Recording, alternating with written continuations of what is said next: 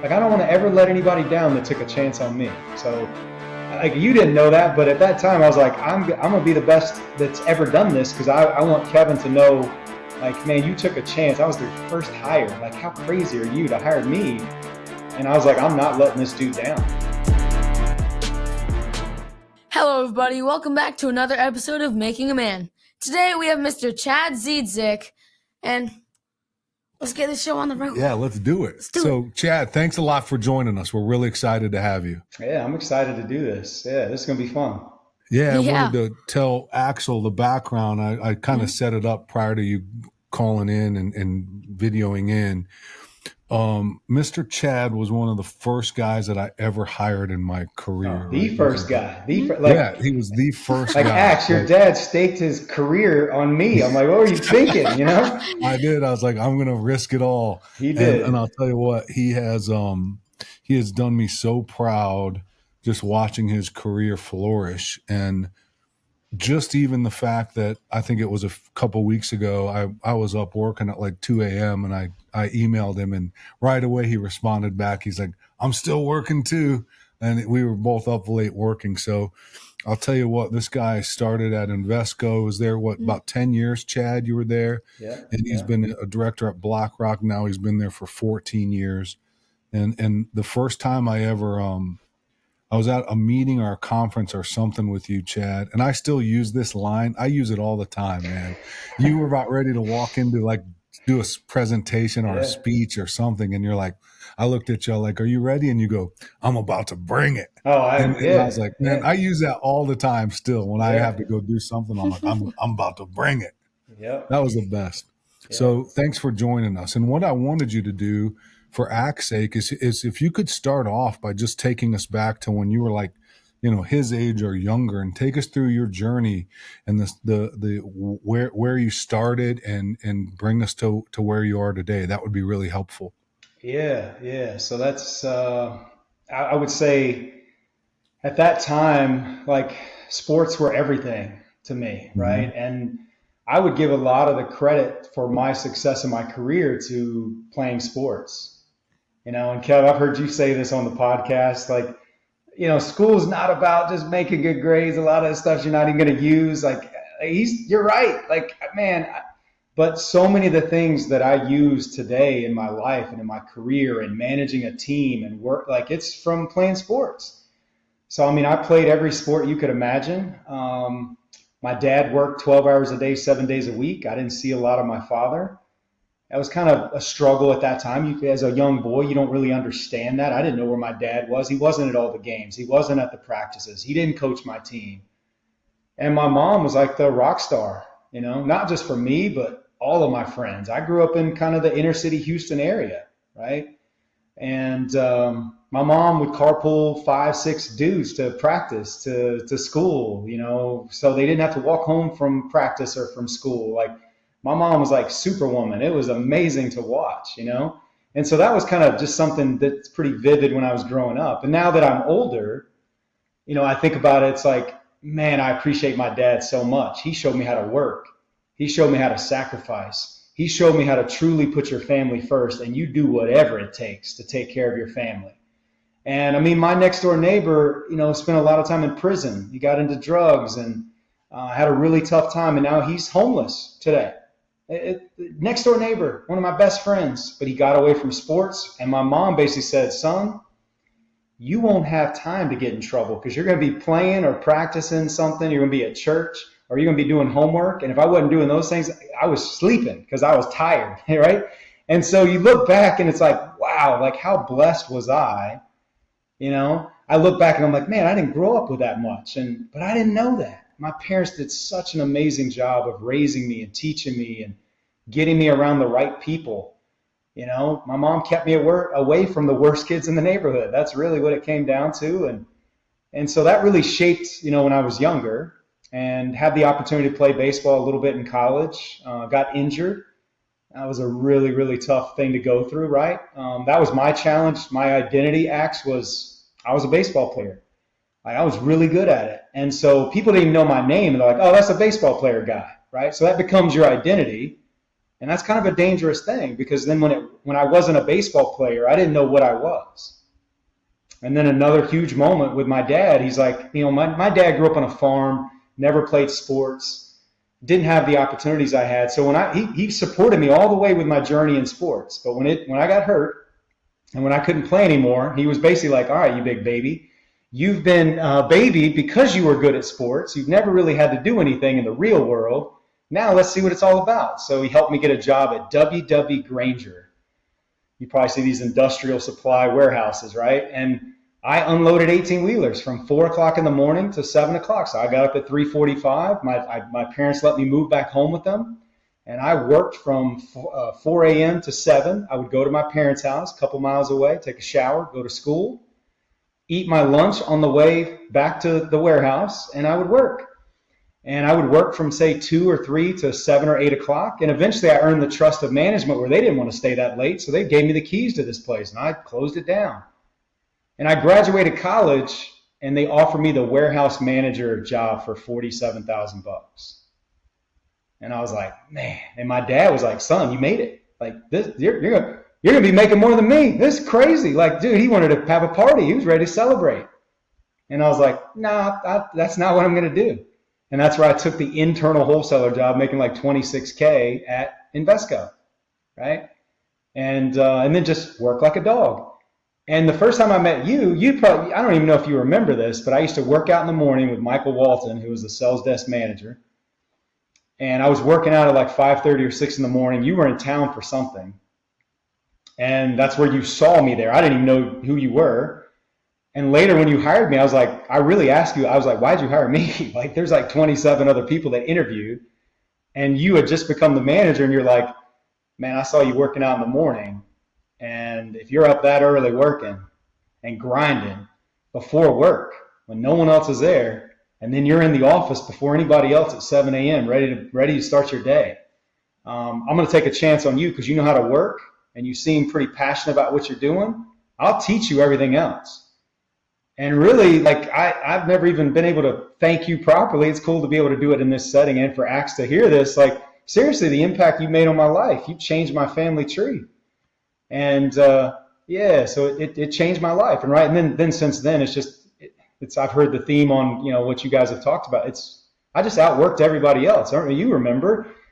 They literally unloaded my car off an 18-wheeler in Kansas City. It snowed like 8 inches that day. I'd never seen snow my whole life. I'd never traveled. We didn't have the money to travel. I'd never traveled.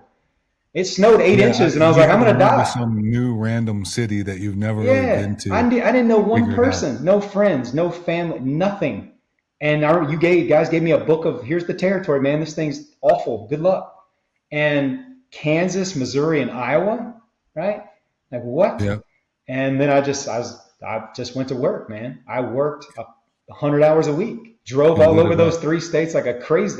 People would see me in there all like, what are you doing here, man? Like, hey, I drove 5 hours to be out here. I'm going to be here for the day, you know? It's work, right? That's what it's just work ethic, passion, and you can figure everything else out. But that's just always been my deal, and it still is today. That's why I feel like I've made it, but I don't ever say I made it, because I'll never forget the sacrifices my mom and dad made for me to have this opportunity. I never forget the people like you that paved this way. So literally, the reason I work so hard, I think about you guys often.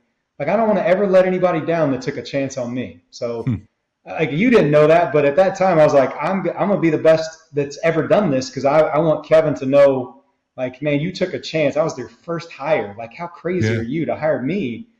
And I was like, I'm not letting this dude down, right? So that's kind of my story.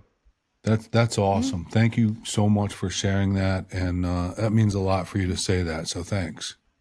I mean every word of it. You know that. Go ahead, Ax. You got a question? So, what advice would you give a young person like me?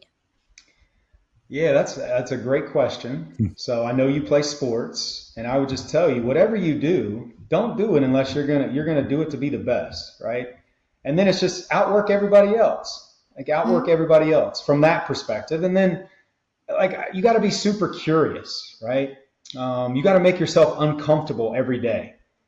I've heard you, Ax, talk about you like public speaking. Like, man, do you know most people would rather jump in a bucket of snakes than get up in front of people and speak? It's true. Right? Like, but I struggle with that. Like I was an introverted person. Now I feel like, man, I want to be around people as much as possible. But at that time, just the way I was raised, I didn't feel confident because it's like, man, my upbringing, like I don't want to be around people with money or success. Like, man, I didn't grow up like that. And so I was always too shy. I was always too scared. And until I basically had to make myself learn how to public speak. But it's like, I would just say, whatever you struggle with, go attack that, right? Be curious, ask tons of questions, And then I think, what I'm talking about, what's cool on this podcast, I like I said, I love listening to you guys. I've even got KJ listening to it with me. And Axe, what I would say, you should be proud of your dad and you should want to be like him, like help other people too along the way. When you're crushing it, like some of the worst people are the ones that do great and then they don't want to help others. Like be a point guard, I guess would be the way to say it. Man, set other people up, make other people successful too, right? That's how you live a great life, is you pour into other people and let them or help them have the same type of success that you're having, right? So those are things I just think, man, that's what I would tell you, is you've got such a great personality. You're going to be a great connector. And so go crush it, work hard. I know you'll do that, but just help others, right? Serve other people along the way, and man, it'll make it so gratifying for you. That's what I would tell you. Yeah, that's great advice. Yeah, it's really good. So speaking of like success and kind of struggle, success never comes really easy. What do you think were maybe one or two of the biggest challenges or struggles that you had to face professionally to get you where you are today? Yeah, so I would say my dad didn't know what a mutual fund was, didn't know what an investment was. And so I was fascinated by this industry, but I really had no clue. I didn't know anybody with money. I didn't know anyone that had invested and been successful. So I think just that alone, right? Like, I don't know if you got, like Kevin, if you read this book, or Axe, I would read this book. It's called The Psychology of Money. This is fascinating to me because he tells stories in the book, but there was a janitor who died and had $7 million. There was a Merrill Lynch executive who he was Harvard educated, lost his home, lost his cars, lost everything. So it's like these highly educated people struggle in our industry or struggle to be great investors, and other people that have no education can do amazing because it's about your behavior and things like. So that was fascinating for me and something I had to learn. Because when I first started investing, Kev, when I started at Invesco, it was 2001. So January of 2001, and for 8 or 9 months, I'm like, technology bubble was kind of there, and then 9/11 happens 9 months after I start, and it's like, how can I help other people invest? Because I want to pull everything I have out of the market, right? And so I think that was a big challenge. Is like, you can't sell something you don't believe in yourself. So I struggle with that because it's like, well, I didn't grow up with much, and now I started investing in 2001, and then I lost pretty much half of what I put in. And it's like, well, I'm going to go help people with advice, like, right? So Kev, I think that's something I had to overcome, was understanding this business and what makes you successful in this business. Because how can I go serve others and help others if I don't even understand it myself? The other was public speaking, right? I wasn't good at it. I had no clue how to do it. And so what did I do? Do it. Make yourself uncomfortable. It's awful. I'm glad, like, I don't think you traveled with me right away, but I was like, God, please don't let him travel with me. If he sees me actually present, it's going to be really bad. He might fire me.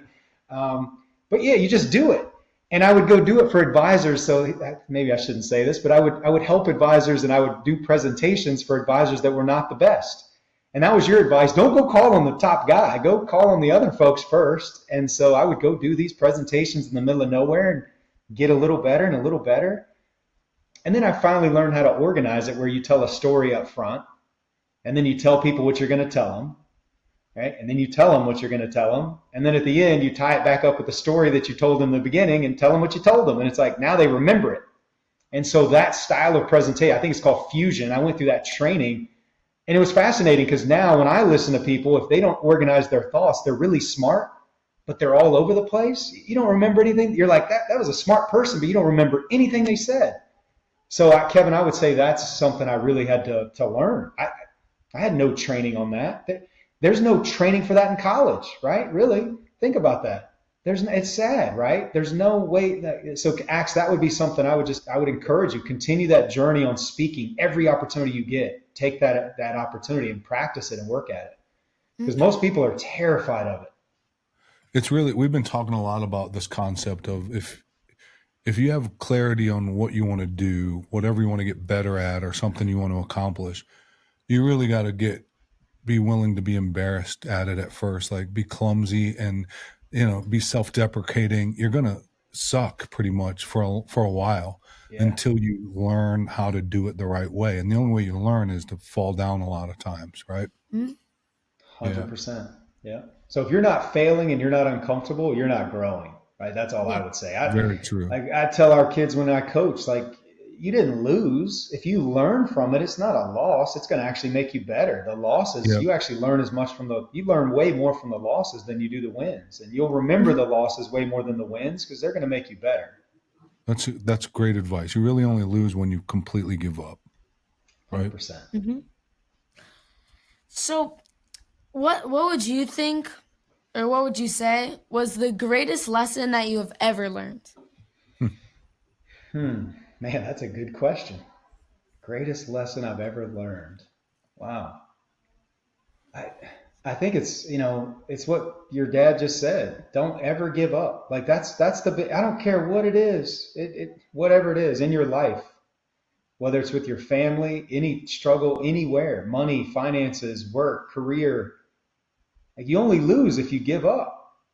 So that's been my whole life. If things go wrong, it's how you respond to it. You've probably heard that quote, right? Life is 90% what happens to you, and or 10% of what happens to you, and 90% how you respond to it. Like I couldn't agree with that more, right? It's how you get up, how you respond. Think about your favorite athlete. Like what makes them fun to watch is they don't win every time, but it's cool to see them, work hard and recover and come back, right? That's why they make movies about that stuff, right? So that's all. That's what I would say. Is just I don't care what it is. I'm just never going to quit, ever, right? So that I guess I would give you a specific example, right? So your dad knows my industry really well, and BlackRock in Texas had a tough time with ESG which is environmental, social, and governance investing. And Texas is a more conservative state. And so a lot of people here didn't want to invest with BlackRock. Had nothing to do with me, but for a couple of years, my business really struggled. So I went from having one of the top businesses at the firm every year to having one of the worst businesses at the firm. And the firm was super great to me, but I don't like to lose. I want to be in the game. And so when people can't do business with you because of something out of your control, it was like quicksand. The more I worked, the more mad people got. The more I told the BlackRock story, the more people got upset. And so sometimes, but still never gave up. And now this year I'm having one of the best starts to my career ever because it passed. And so this too shall pass. So what? That type of just keep grinding, never stop. And, when people are building teams like your dad did someday, or you're building a business, that's the kind of people you want to be around. You want to be around people that never give up, ever. So that's probably the biggest challenge I've had to overcome in my career. Was just there was nothing I could do. It was nothing I could do to fix it, but it was just continuing to work really hard and show up and do the right things. And then all of a sudden, for no reason, it just turned around. Hey, Chad, is there something that you do or you think about or that's important to you that kind of helps you get through tough times? Like what pushes you? Yeah, so number one is my faith, right? I'm a believer. I love Jesus. That's my foundation's in that, right? I always say if you don't have alignment in your life, it's like driving a fancy sports car where the alignment is off. And you push the gas really hard and it just goes into the curb. I don't care how many horsepower your fancy car has if you don't have the alignment correct. So Kev, I would say it's faith first, family second, and then everything else has to fall in behind that. But what you find in your life, and Axe, this is something for you to think about, going back to what advice would I give you, is just make sure you have those priorities straight. Because what happens a lot of time in life, you get busy, and the people you neglect the most are the ones that are most important to you because they'll still be there for you. So even when I neglect God or God doesn't come first, he's still going to be there for me. When I neglect Lena, my wife, who is like the rock star of our family, she's still going to be there for me. And so sometimes you tend to neglect the people closest to you because you know they're going to be there. So then you focus on priority 3 or 4 or 5.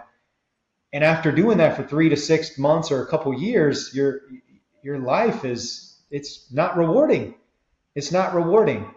So I've had a lot of success at times where my alignment wasn't correct, and it wasn't a lot of fun. It wasn't fun to celebrate when you don't have the people that mean the most right there for you, because I tried to go do it on my own.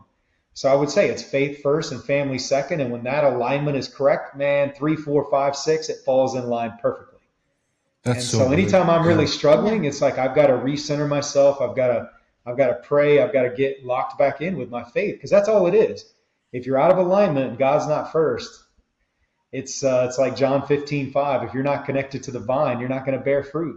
And so you'll bear a lot more fruit long term, right? It's that's something that I would say anytime I'm struggling, I know exactly what it is. That's what it is. I've neglected number 1 and number 2, my faith and my family. And so if you get that corrected, it's amazing how everything else falls back in line. You said something there that's really important, I think, of like you take those things for granted sometimes, like the things and people and circumstances that are going to be, that are going to be there, that it's easy to take those for granted and to go astray and not really do it for them in alignment. And that's so easy to do. I've done that before, and you're right. When you do experience success, it doesn't feel like it should. Yeah, it's not as much fun to It's a good point. celebrate, right? You don't have anyone to Yeah. celebrate because you didn't do it the right way. You didn't do it together. It's like that whole Maya Angelou quote, right?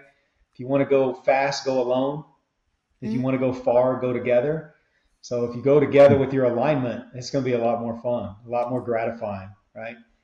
And that's a big thing for me too. Is like I always ask myself too, am I delaying gratification? We are wired to want immediate gratification. And so I think one of the key things I look for in people or people on my team is, can they delay gratification? I'm not looking for the win today. I want to win the next 3 to 5 to 10 years. So a lot of times folks that try to win quickly, they take shortcuts. They shortcut the process, and then you end up in a mess down the road. So that's something that I think that is also really important. Love it. You want to ask the last one? Yeah. You got written down? So, who would you say is your favorite athlete of all time? Ooh, Like that's any easy, sport. Easy. Michael Jordan. Oh my goodness. So I study that guy. I watched The Last Dance probably 50 times, even before The Last Dance. The one thing my dad did when we were little, he paid for the next little package up on the basic cable so we could get WGN, and I would watch all the Cubs games and all the Bulls games. I was a huge Greg Maddux fan. I wanted to watch every game he pitched, and I wanted to watch Michael Jordan play every single game he played. So when they weren't on WGN, I would lose my mind because I wanted to watch every game. I was in high school, or actually middle school and early high school when he was like at his peak, in the mid 90s. And so I study that guy, everything I think about, the way he wins, the way he, if you've watched The Last Dance, if you haven't, you got to watch that. It's like, man, his teammates hated him, but it's almost like what I said about my dad. I struggled to understand my dad when I was younger. When I got older, I was like, gosh, what an amazing father I had. How blessed was I? I think that's how Michael Jordan's teammates are, because he's mean. He's tough to deal with. He wants to win, and he's going to make sure you do everything you're supposed to be doing so you can win as a team. So a lot of those guys are like, man, he's mean. He's nasty. But they're like, he got us exactly. We wouldn't have 6 championships without him, right? Very true. I love that dude. And then I love how Kobe studied him and followed him. So Kobe and Michael Jordan are 2 of my favorite athletes. Yeah. And it's not close. And I'm a big baseball guy, so I love Nolan Ryan, but man, Michael Jordan, not even close. It is hard to beat Michael Jordan. Gosh, man. It's very difficult. Yeah. But that whole never give up. And then the other thing I love that he does is he creates something that's not even there. He makes people, he acts like they don't like him and pretends all this crazy stuff. He has like this alter ego where he's like, this guy doesn't like me, so I'm going to try to crush him. And it's like, that guy never said anything about his own personal mind. Yeah, and it's like, oh gosh, that's so amazing. That is great. Hey, Chad, I respect your opinion. You've watched some of these. What do you think we can do what do you think we can do to make this better? Are there questions that we should be asking people like yourself that we're not?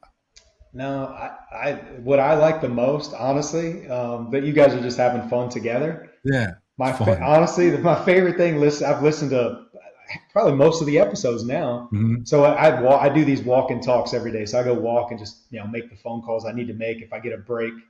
And I love listening. My favorite thing is Axe's laugh. Like I love how he's giggling the whole time and just having fun, right? You guys are just yucking it up, having a good time, talking to great people. To me, it seems really relaxed. Like I actually really like it, Yeah, good. Thank you. Thanks. Yeah, because the last thing people want to do is listen to some stuffy podcast, So I love what you guys are doing. And Kevin, I would just say, man, it's really inspiring to see what you're doing for Axe. Like making a man, like what a great title and like what a great example you're setting for him. And Axe, I'll just tell you, he doesn't just say this stuff. He lives it. Like I've told you my story with your dad. Like he literally changed my life, and he bet on me. And when you bet on people and you understand that passion and work ethic, like, man, they're going to help you win. So I feel like I've helped him win because he took a chance on me, right? You definitely did, and I can't explain how proud I am of you, and I feel like you're just getting started as well. So I'm proud of the father you've become, and your family's so beautiful, and you're just doing great things. And again, it's just the beginning. I think you got amazing things ahead of you. And I'll say it the other way too. Like what a blessing it is to have that little guy sitting next to you, right? Like he when I listen to this, I'm like, there's no way this guy's 12, So actually, you should be proud of that, man. Proud of that. Yeah. So as you get older, I look forward to pouring into you, and I'll be able to give you some good advice as you get a little bit older. Absolutely. Because the other thing where your dad shaped me, he doesn't even know this, and I'll tell you. When I met your wife, when I met Marissa the first time, and I was like, when I was single at the time, so I was like, I want a wife just like that, right? So even when I started really getting serious, I was like, nope. I literally would shut things down where I'm like, nope. Because what I always remember about her is how she championed you, right? She was like a bulldog. She would like psych you out before you would go out for the day. She was your biggest cheerleader. And Absolutely. She's smarter than you. She's better looking than you.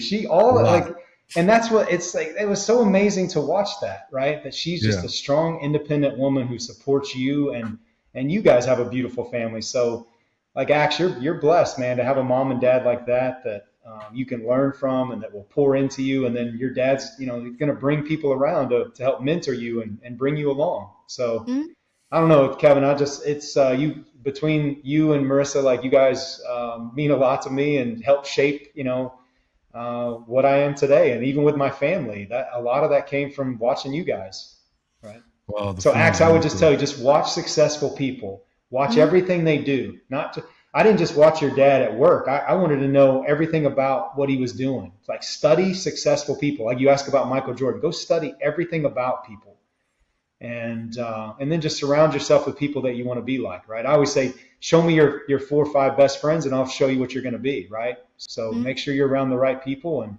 And man, I would be honored to help you because I owe your dad. I got to give back to him by helping you. So. Oh, you don't owe me anything, but we'll take you up on that. Heck Axe would love to stay in touch, and we'd love to see you in person sometime.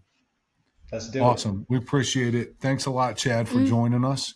We always end with we got to get a good one. Don't mess it up. This should be the best one ever. Lean into it. Ready to go. That wasn't bad. That was better. Yeah. Hey, man, we appreciate you. All right, guys. Hey, y'all take care. Thanks. Right, thank you. Thanks for joining us today on Making a Man. If you found value in today's episode, don't forget to subscribe and share it with others. Together, we can keep inspiring and guiding the next generation.